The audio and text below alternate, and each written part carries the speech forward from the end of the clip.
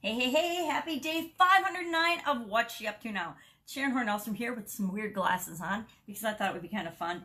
I forget about all the different masks and filters and frames and things that you can put on your videos. So today, instead of putting on real sunglasses, which is too bad because my eyes are probably better than these sunglasses, but I'm going to talk in these sunglasses today. Today, I want to talk about what you put into it. It being everything, anything that you do. You can fill in the blank with what you put into it. Can be what you put into your job, what you put into your relationships, what you put into your life, what you put into your cooking, what you put into your whatever craft or business or hobby or activities that you do, what you put into taking care of yourself, what you put into your education, what you put into giving to others, what you put into everything and anything is what you're going to get out of it. The energy that you bring to any situation, the energy, how you show up to anything determines the results that you're going to get. Now, I was talking about get up and go today on one of my other videos because I do a couple of videos every morning, and it reminded me of a lot of things. I woke up this morning not feeling terrific, which is, it's unusual for me.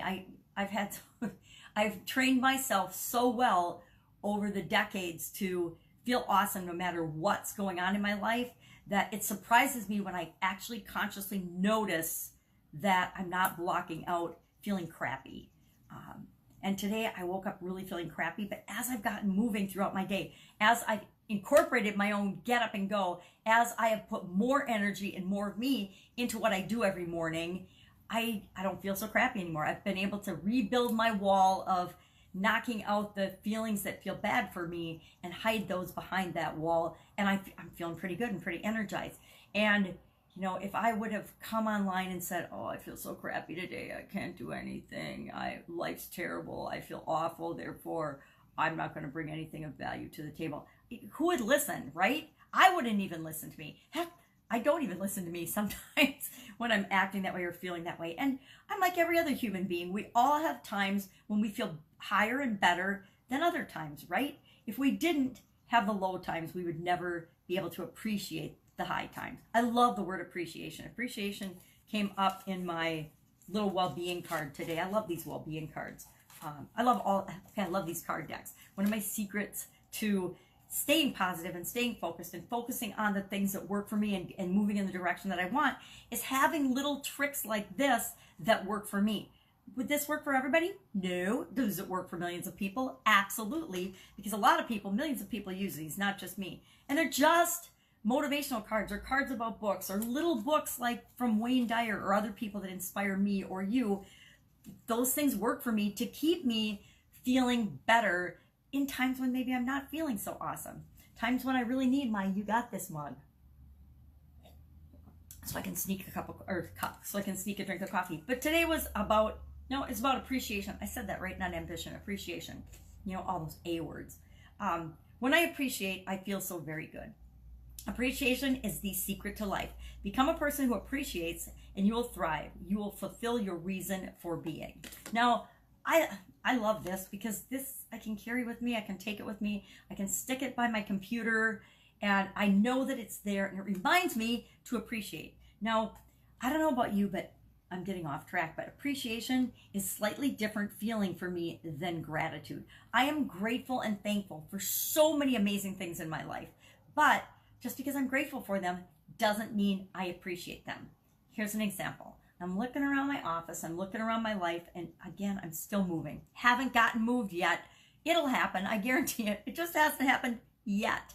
And I can look at all of the things that I've accumulated over the last 59 years, because I'm sure I don't have things from 59 years, but I would say probably at least, I don't even know if I have things from 50 years worth of stuff, but I've definitely got decades worth of stuff that I've accumulated and collected and saved.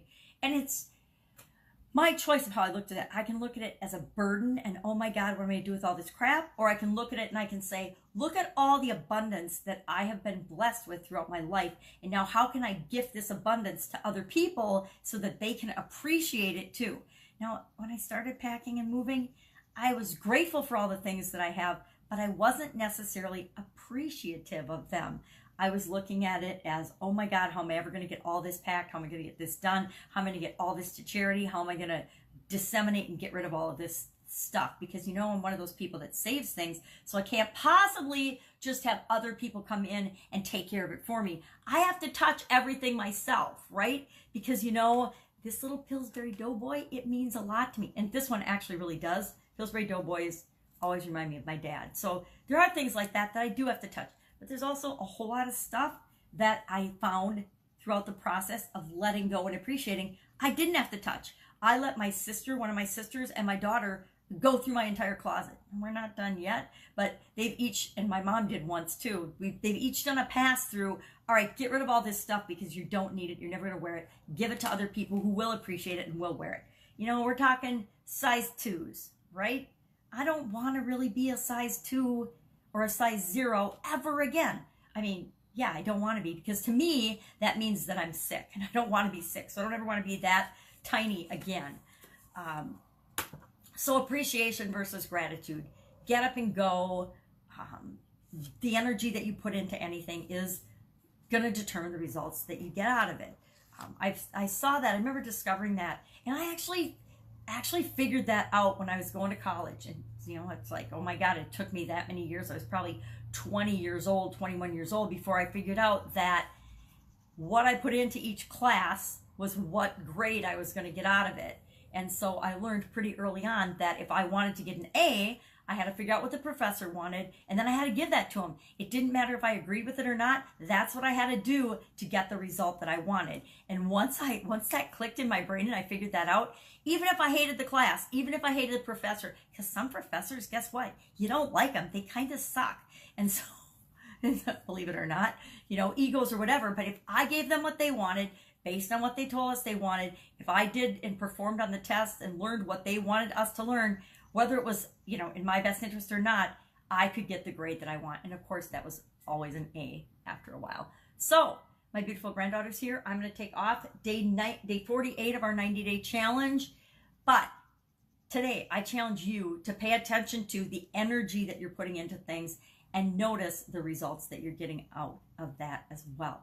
Chat, comment about that below. I would love to know if that has held true for you. Have you noticed that for you and not for other people? Because guess what? We don't know how much energy or what all effort other people have put into things to see the result that they get. All we see is the result that they get. So only pay attention to yourself. That's it. Have an awesome day. And I will, of course, be with you tomorrow. Bye.